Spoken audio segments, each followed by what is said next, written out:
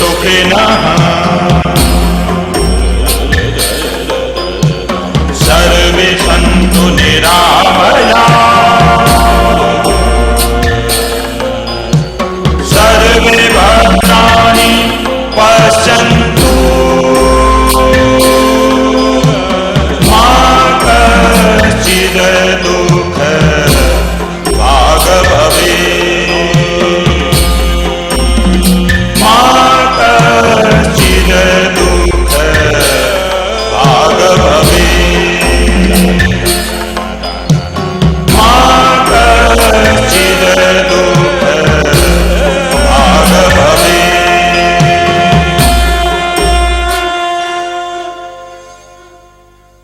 21वीं सदी में हमारे रोजमर्रा के जीवन का स्वरूप एकदम बदल गया है। मानसिक क्लेश, तनाव, काम का बोझ, इसमें से कोई ना कोई परेशानी हर एक के जीवन में कहीं ना कहीं जरूर मौजूद है। हम आपके लिए लाए हैं ज्ञान और गतिविधियों की अनोखी श्रृंखला, जिसकी मदद से आपको मिलेगी शारीरिक और मानसिक शक्ति, यानी कि आप आज की जिंदगी की मुश्किलों का सामना बेहतर ढंग से कर सकेंगे। So join us and let go।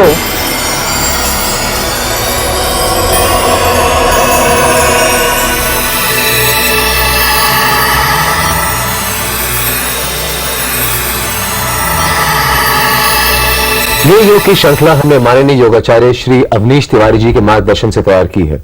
योगाचार्य Tiwari ji पिछले 40 वर्षों से योगाभ्यास और उसके फायदों पर अनुशोधन करते आए हैं।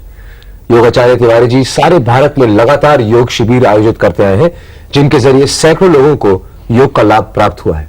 तो आइए उनके साथ उनके अनेक भक्तों में शामिल होकर शुरू करते हैं अपना सफर संपूर्ण स्वास्थ्य की ओर योग के साथ।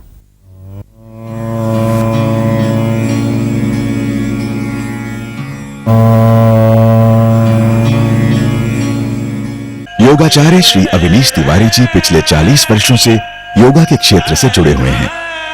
इन्होंने तकरीबन 150 से ज्यादा योग शिविर आयोजित किए हैं और लगातार 3 बार इन्होंने राष्ट्रीय योगा चैंपियनशिप में वेटरन ऑफ इंडिया अवार्ड भी प्राप्त किया है। योग आसनों द्वारा इन्होंने कई महान हस्तियों के रोगों का निदान किया है। इनका कहना है, जिस प्रकार दूध लेने से पहले बर्तन को साफ करना आवश्यक है, उसी प्रकार अच्छा जीवन जीने के लिए अपने शरीर और मन को रोजाना योग, ध्यान और प्राणायाम से साफ करना भी अति आवश्यक है। तो मिलिए योगाचार्य श्री अवनीश तिवारी जी से। योग से आत्मशक्ति बढ़ती है। कभी कभी हम जीवन में बहुत निराश हो जाते हैं परेशानियों से, बीमारियों से, और हम योग का अभ्यास बंद कर देते हैं, प्राणायाम का अभ्यास बंद कर देते हैं। कई लोग कहते हैं मैंने 1 महीने योग किया, मैंने 2 महीने योग किया, मुझे कोई फायदा नहीं हुआ। आपने हार स्वीकार कर ली। आपने हार के पहले आप हार गए, ये तो गलत बात है। आप हार स्वीकार न करें, जीत आपकी होगी। यदि आप प्रयास करेंगे तो प्रयास करते करते जीत आपकी होगी। और जब आप आसन, प्राणायाम, ध्यान का प्रयोग करते हैं तो आपके अंदर जीतने की भावना पैदा होती है और आप जीत जाते हैं। इसका एक मैं आपको एग्जांपल देता हूं कि मोहम्मद गौरी ने कई बार आक्रमण किया पृथ्वीराज चौहान पर। हर बार उसने हार खाई, कई बार हारा, कई बार हारा। निराश होकर वह जंगल की गुफा में भाग रहा था। गुफा में बैठा हुआ था। उसने देखा कि मकड़ी अपने जाले को बना रही है। बार बार जाला बनाती है, जाला टूट जाता है, फिर बनाती है, फिर टूट जाता है। ये गतिविधियां लगातार चलती रही। मकड़ी ने अपनी हिम्मत नहीं हारी और वह कुछ देर में उस जाला बनाकर चढ़ के ऊपर निकल गई। लक्ष्य को उसने पार कर लिया। मोहम्मद गौरी ने फिर प्रयास किया, सेना को संगठित किया, पृथ्वीराज चौहान पर आक्रमण किया और बंदी बना लिया।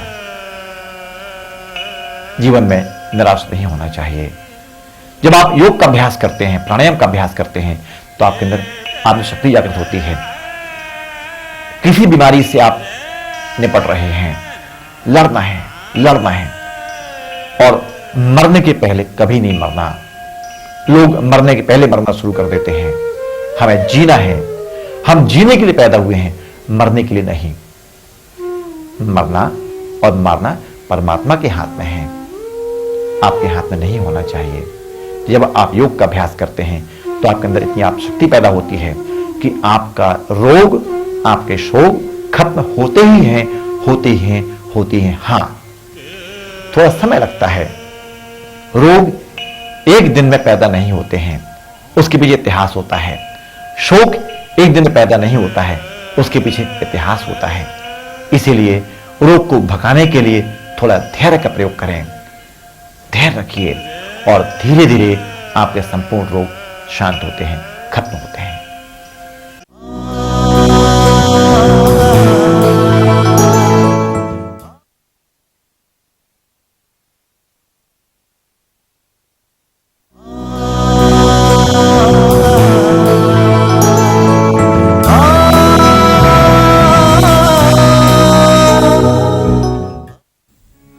त्रिकोण आसन।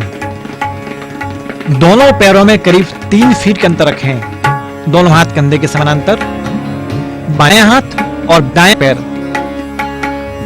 दायां हाथ कमर के पीछे। अधिकतम आप इस स्पाइन को मरोड़ दीजिए और पीछे घुमें, वापस लाएं। अब यही क्रिया दूसरे हाथ से करें। माथे को घुटने की तरफ लाने का अभ्यास करिए।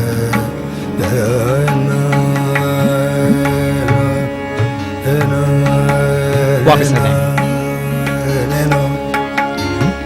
शरीर को थोड़ा पीछे मोड़िए और फिर सामने आइए।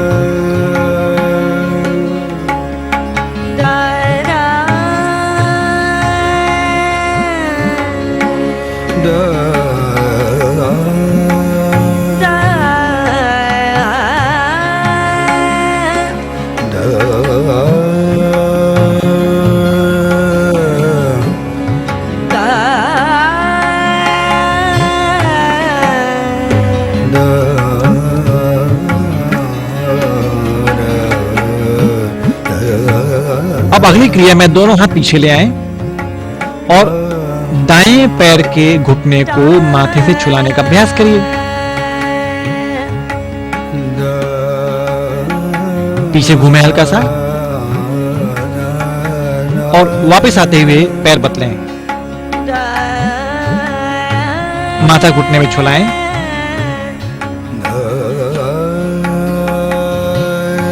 वापस आइए, सिर पीछे लाएं, सामान्य हो जाइए।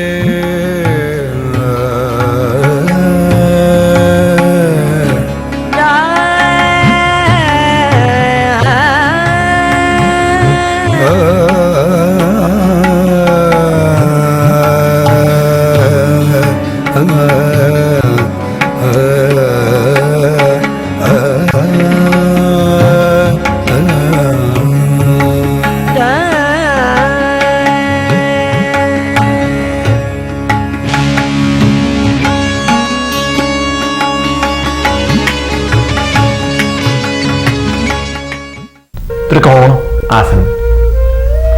जब दोनों पैर, दोनों हाथ फैला के आप दाएं पैर को बाईं तरफ लाते हैं, उस दौरान आपकी कमर की चर्बी का भार कम होता है, बढ़ी हुई तौंद कम होती है, हृदय का भार कम होता है।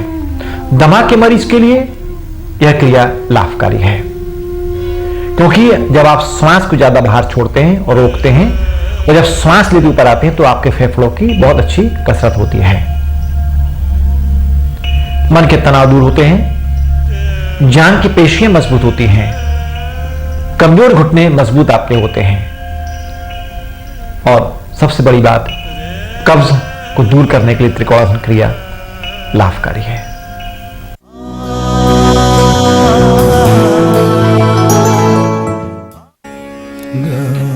हल आसन।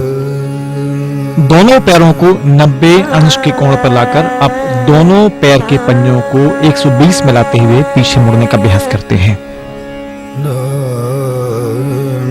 आप देख रहे हैं सीने पर, पेट पर, कमर पर दबाव आ रहा है, गर्दन आपकी दबी हुई है। यानी यह क्रिया थायराइड ग्लैंड्स के लिए लाभकारी है। धीरे धीरे आप पैर को वापस लाइए वजन में कमी होती है। पैर को आहिस्ता आहिस्ता नीचे ले आए।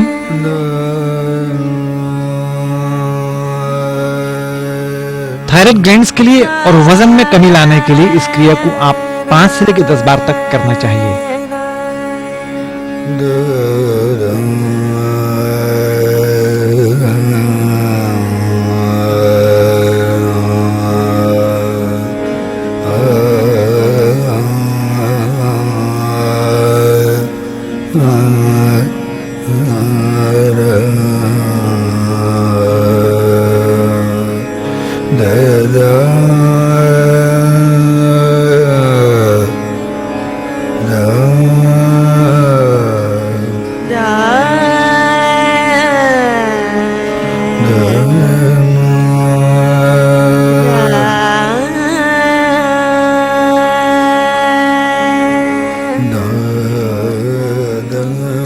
बिल्कुल हल्की आकृति है। अब आप दोनों घुटने मोड़कर सिर के पास लगाकर दोनों पंजों को मोड़कर नितंब के पास ला सकते हैं।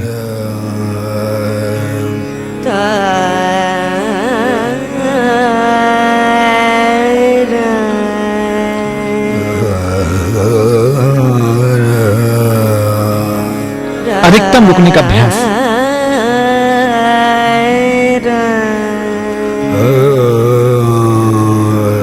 धीरे धीरे वापस आ जाए।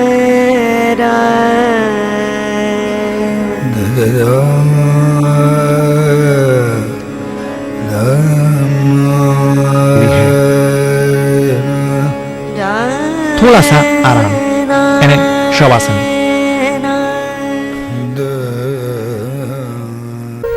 मधुमेह के मरीजों के लिए यह क्रिया बहुत लाभकारी, इसे हलासन भी कहते हैं। यानी दोनों पैरों को सिर के पीछे लाना।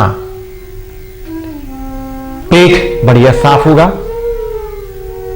हृदय पर दबाव कम आएगा,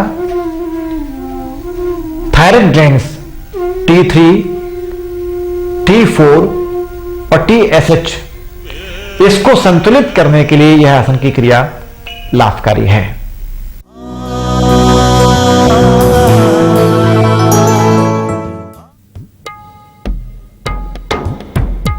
धनुरासन। दोनों घुटने मोड़ लीजिए। दोनों हाथ की हथेलियों से एंकल पकड़ लें, अपने टखना पकड़िए। टखना पकड़कर नाभि के बल पूरी आकृति को संतुलित करना है, बैलेंस करना है। पेट का भार, कमर का भार, जांघ का भार, गर्दन का भार, इस तमाम भार को कम करने के लिए अच्छी क्रिया है। अब इस पर डोलना आपको। धनुरासन में आपके पेट की, आपके गुप्तांगों की, सीने की, गर्दन की बहुत अच्छी मसाज होती है।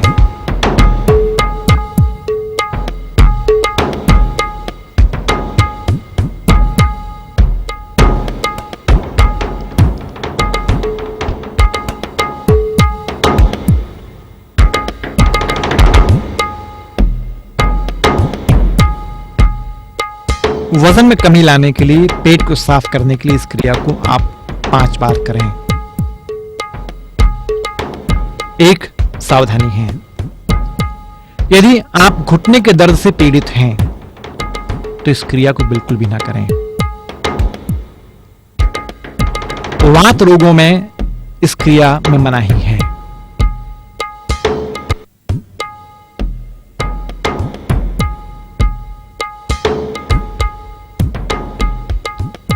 इसी में शरीर को थोड़ा आराम दीजिए आप, गहरा आराम।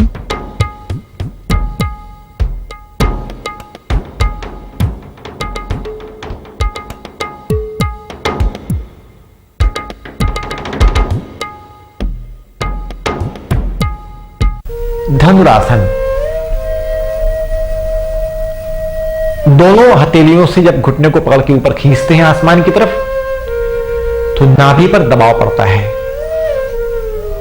और पैर के ऊपर खींचते हैं, नाभि और दबती है, कमर में लचीलापन आता है। यदि आप नियमित धनुष आसन का प्रयोग करते हैं तो कभी भी आपको कमर की तकलीफ नहीं होगी। कहते हैं कि स्पाइन आपकी कड़ी हुई, बुढ़ापा शुरू हो गया। जितनी स्पाइन आपकी लचीली होगी, जवानी हमेशा बरकरार रहेगी। बुढ़ापे को दूर भगाने के लिए आपका स्पाइन में लचीलापन होना ही चाहिए। धनुष आसन करने से हृदय में भार कम होता है, पेट साफ होता है, वजन में कमी होती है, आंतरिक अवयव यानी इंटरनल ऑर्गन आपके मजबूत होते हैं।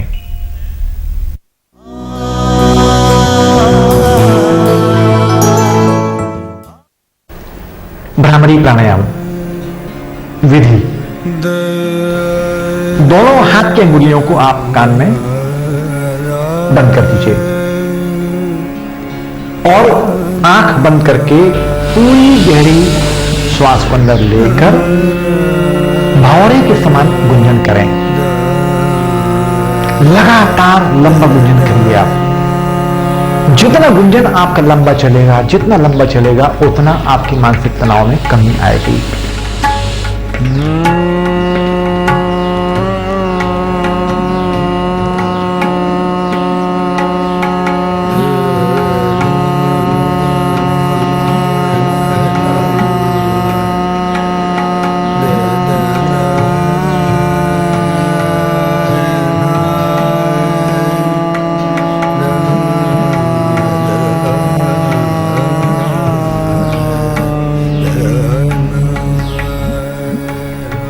कान का बहरापन दूर होगा।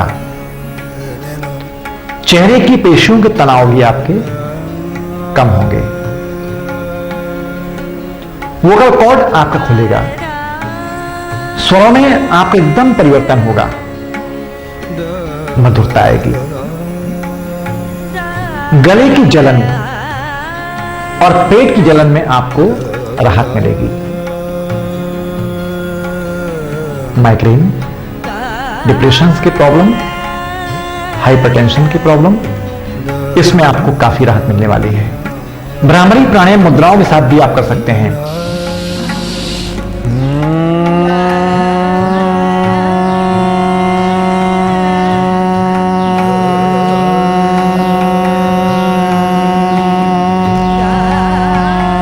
जब आप भ्रामरी प्राणायाम करते हैं उस दौरान कान बंद करके दोनों आंखों में 2 अंगुलियां लगाकर भी आप नाक के हल्के से भाग को दबाव देकर भंवरे के समान आप गुंजन करना है। इस क्रिया को आप लंबा से लंबा करें।